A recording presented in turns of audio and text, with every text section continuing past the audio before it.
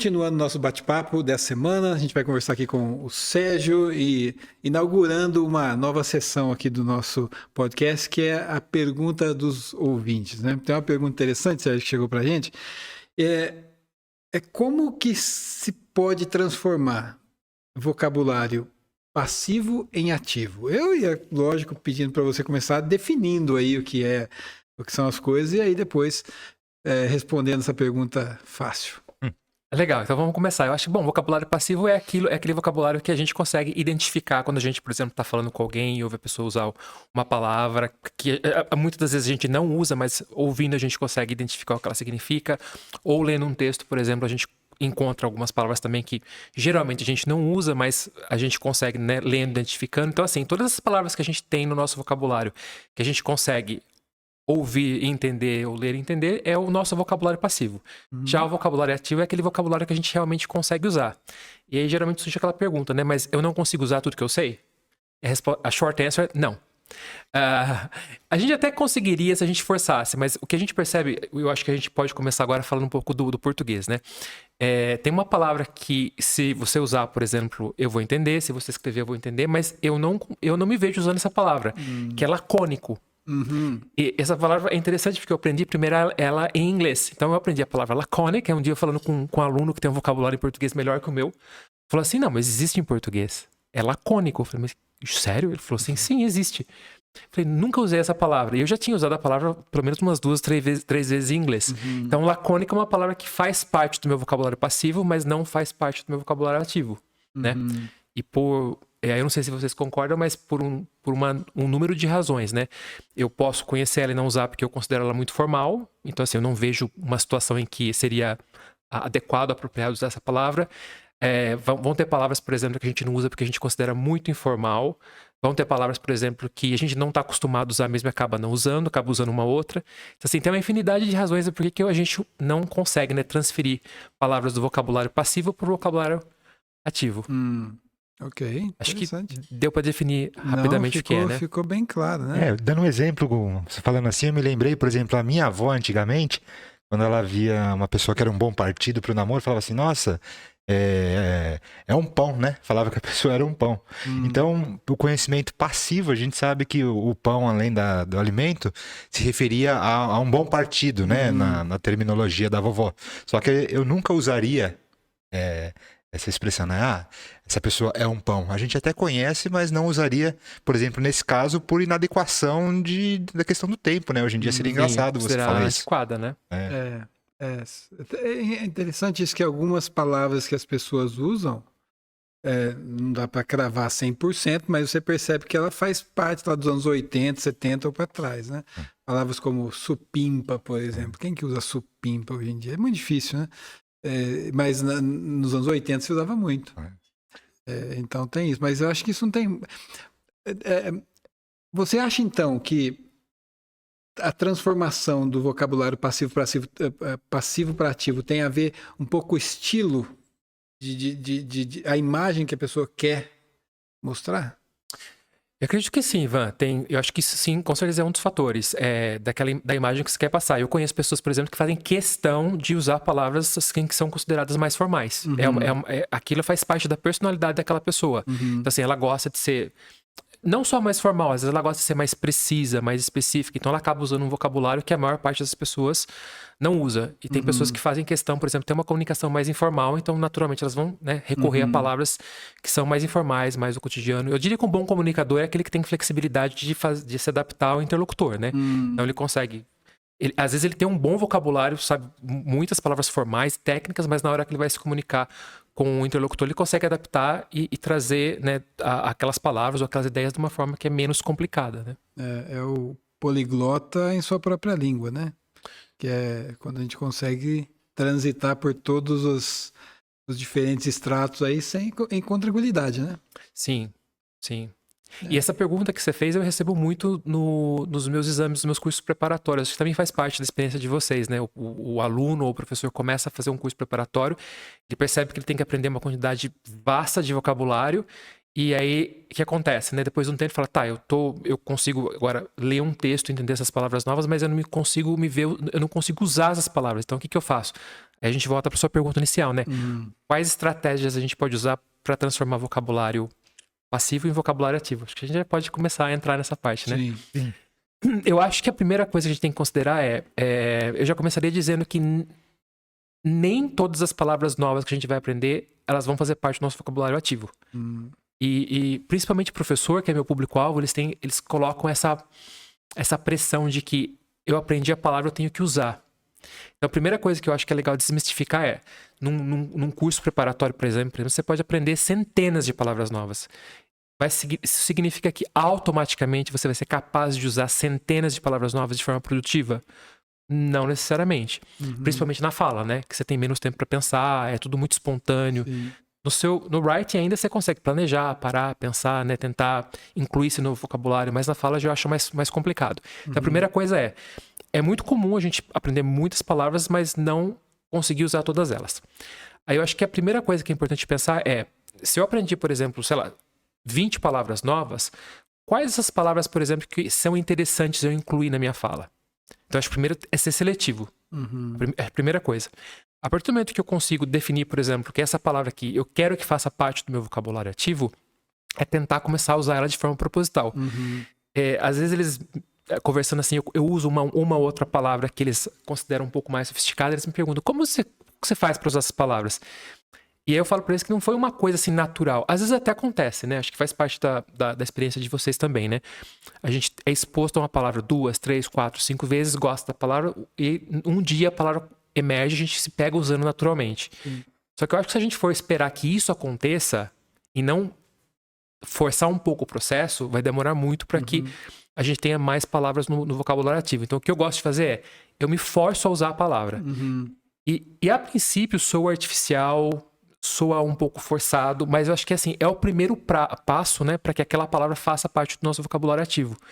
E muitos dos professores comentam, tá, mas quando eu tento usar a palavra, não soa natural. Naturalmente, porque você não está acostumado a usar essa palavra, né?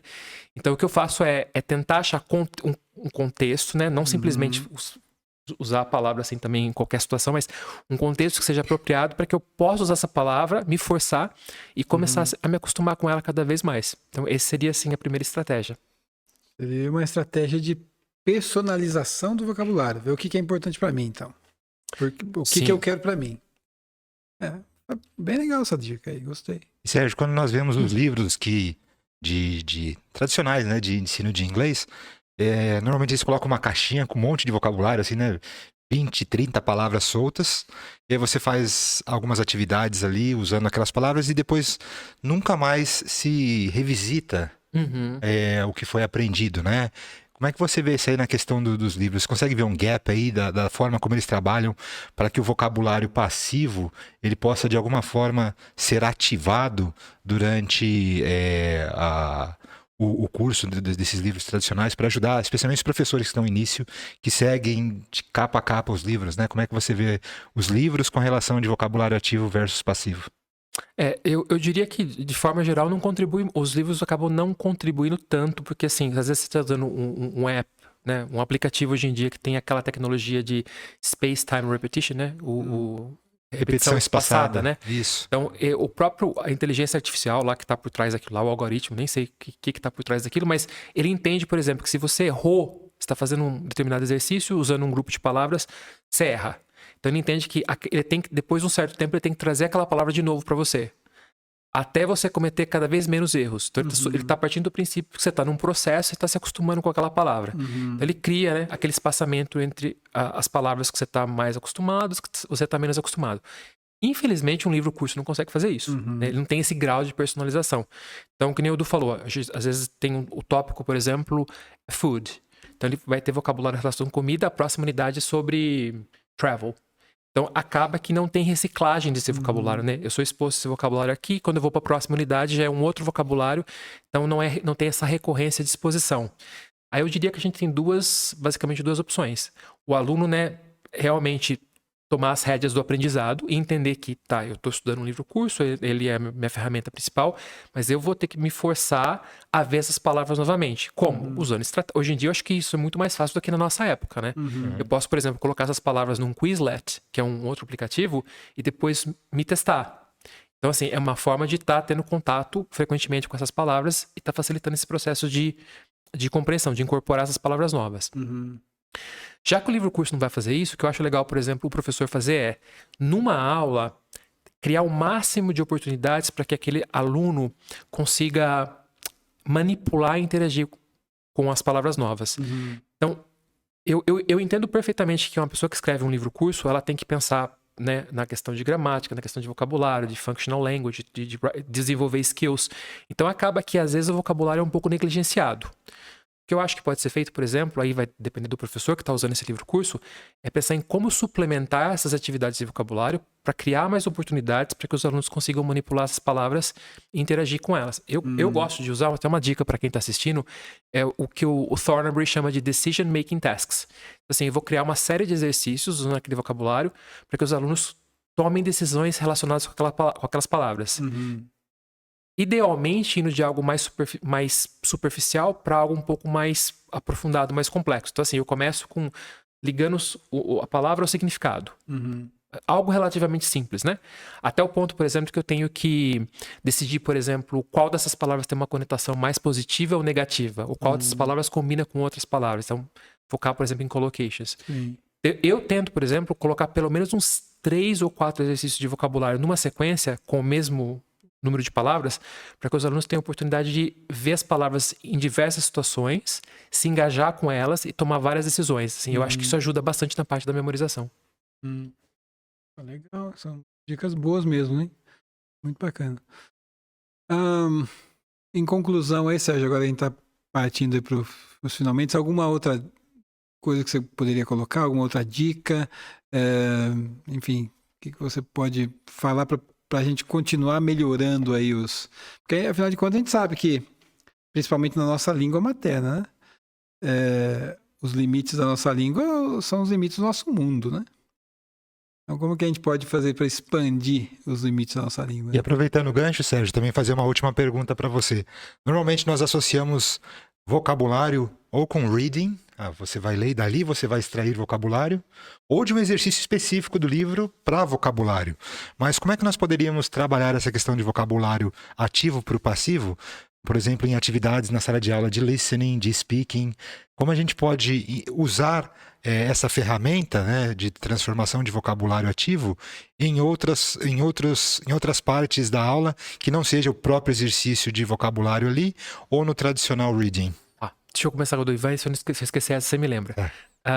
Outras estratégias. Eu acho legal conectar com o episódio em que o Du fala sobre graded readers. Uhum. Eu acho que a leitura é fenomenal para vocabulário. Então, assim, quem lê muito geralmente tem um vocabulário bem vasto. Uhum. Dá para fazer começando a fazer uma associação aí, né? Uma pessoa que lê bastante, ela geralmente tem um vocabulário mais rico. Então, eu acho que a leitura é super importante, ler frequentemente. Eu acho que é importante ler, e também na hora que a gente está lendo, principalmente a gente que não está lendo só pelo conteúdo, né? Tem um aspecto linguístico envolvido, né?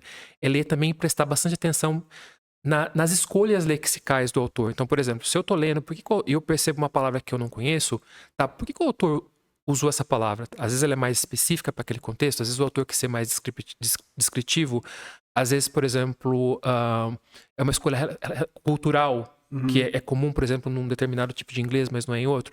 Então, assim, ter essa curiosidade de leitor de pensar, por exemplo, nas escolhas que o autor fez em termos de vocabulário. E aí, volto na parte de ser seletivo. Vai ter muita coisa, por exemplo, quando eu li você mencionou no outro episódio o Código da Vinci, né? Quando eu li o Código da Vinci, tem uma parte que ele entra no museu e descreve o marble da parede, como a gente fala? O mármore. E aquela página era extremamente descritiva. Eu acho que tinha umas 50 palavras que eu não conhecia. Exagerei, mas tinha bastante. Mas eu entendi, por exemplo, qual que era o propósito. Era ser o mais descritivo possível para que pudesse visualizar aquilo. Eu não ia perder meu tempo buscando cada palavra que eu não sabia, porque assim, né? Life is too short. Sim. Então eu tento ser mais seletivo. Então eu tô lendo, eu tento... eu achei essa palavra aqui importante. Essa é uma palavra que eu acho que pode fazer diferença no meu vocabulário. E aí eu dedico mais tempo a estudar sobre ela. Então, leitura, voltando para a parte de tentar colocar em circulação essas palavras novas, né? De uma forma mais ativa. E por último, eu diria usar a tecnologia a nosso favor. Eu acho que os aplicativos que a gente tem hoje, eles ajudam muito nessa parte. Principalmente essa parte a ajuda aqui, do Space-Time Repetition, como a gente fala. Repetição espaçada. Repetição espaçada. Eu acho que faz bastante diferença no processo. Você algo que vai pensar por você, né? Sim, Você vai perceber que essa palavra aqui ainda você não sabe muito bem. Então eu vou trazer ela de novo. Legal. Eu diria que essas 3 estratégias são bastante eficientes. Bacana. E voltando à última pergunta, por exemplo, no listening, né? Ao invés, normalmente o aluno ele quer ouvir para, numa aula típica de inglês, circular a resposta correta, né? Ou buscar uma informação ou geral ou específica. Como é que a gente poderia trabalhar no listening ou até no speaking? Alguma dica específica para deixar esse vocabulário ativo? Eu gosto bastante de trabalhar com o script dos exercícios de listening. Então, tipo assim, eu fiz em sala de aula, até eu fiz aquele tal, eu tenho um pre-listening lá, uma atividade que é pré, o que os alunos vão ouvir, depois o próprio exercício de listening, e depois sempre acaba tendo uma discussão, alguma coisa relacionada com o tema do que foi ouvido, né? Eu gosto de fazer isso de uma forma integrada, por exemplo, às vezes pedir para que os alunos olhem o script e focar no vocabulário específico, ou, por exemplo, eu sei que tal palavra foi usada e eles não conhecem, então eu crio um exercício de vocabulário, e hoje em dia isso é muito fácil, né? Sim. Com todos esses sites de inteligência artificial, a gente às vezes seleciona as palavras e pede para a inteligência artificial criar um exercício, então dá para fazer isso hoje de forma muito fácil. Então eu acho que o legal é integrar do trabalho listening skill, pensar em, por exemplo, como eu posso explorar o vocabulário que apareceu, usando script ou criando exercícios, mas eu acho que dá para fazer isso de forma bem mais fácil e eficiente hoje em dia. Legal. Obrigado, Sérgio. Sérgio, muito obrigado aí pelas dicas, pela entrevista, e espero que a gente possa agora voltar às nossas gravações rotineiras, né? Depois de todas as coisas que aconteceram com a gente aí. A gente vai se falando. É isso aí. Obrigado.